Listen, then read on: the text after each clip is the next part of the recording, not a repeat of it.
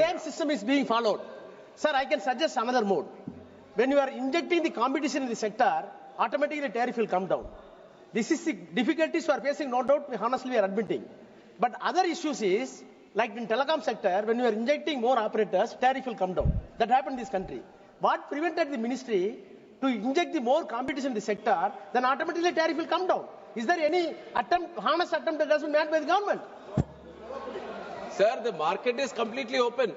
The other side of it is we are not restricting any airline to not operate in the country also. We want more airlines to come in, and that has been a constant objective of the government to see more and more airlines. And with the beginning of the Udan scheme, we have seen smaller airlines also coming into picture. Now people who can handle 9-seater aircraft, 18-seater aircraft, 40-seater aircraft, these were not there before. But with the starting of airports in the smaller sectors, tier 2 cities, tier 3 cities, lot of these smaller airline operators who can have 2 planes, 3 planes, they have also come into picture.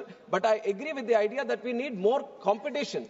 This is simple economics, sir. More competition, more flights, definitely the tariff is going to come. Now, under the leadership of our Honorable Prime Minister, Sir Narendra Modi ji, the way aviation has increased in the last 10 years, no other country you can show me where the number of airports have increased up to 89, from 74 to 159 airports.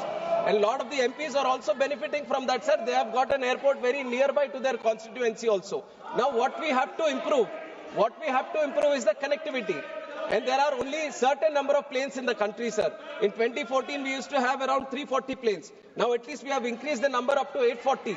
And the number of orders that are pending today are up to 1,700 planes. Why would they order 1,700 planes if there is no demand in the country? The way aviation is growing, sir, every year the growth of passenger capacity is more than 10%, which no other country is able to grow at this stage. Now, the most important thing is to get more airline fleet in the country, and we are doing our best. We are giving whoever is trying to come and operate in this space, we are trying to facilitate.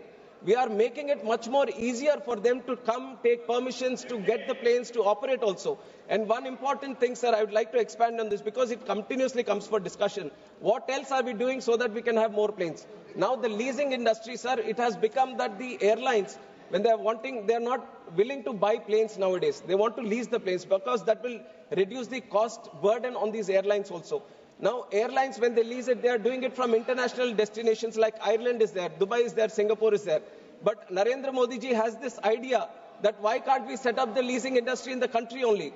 And today we are proud to say that, sir, we have Gift City, which is trying to create such an ecosystem where we have already leased out more than 200 of these planes and 200 entities from that are going around, sir. And based on that, we are also bringing in a law which ratifies the Cape Town Convention, which is going to reduce the leasing cost by 8 to 10%. When it becomes much more easier for these aircraft owners, sir, I'll just finish.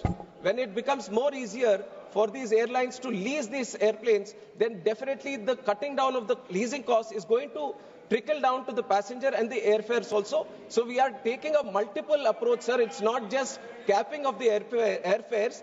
We are bringing in a system where from all sides, whatever issues are there, we are going to tackle it.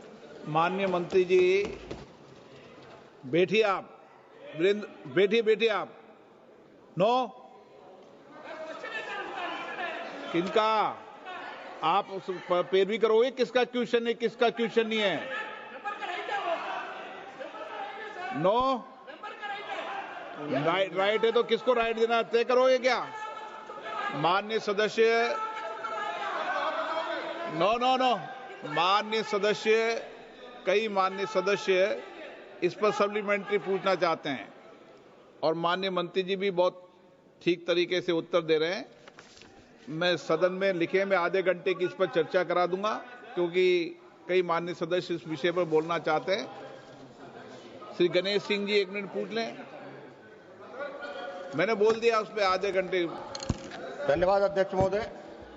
माननीय प्रधानमंत्री जी के 100 हवाई अड्डों को देसी हवाई उड़ान सेवा में शामिल करने का जब एक पहल हुई थी, तब हमारे लोकसभा क्षेत्र सतना को भी उसमें शामिल किया गया था।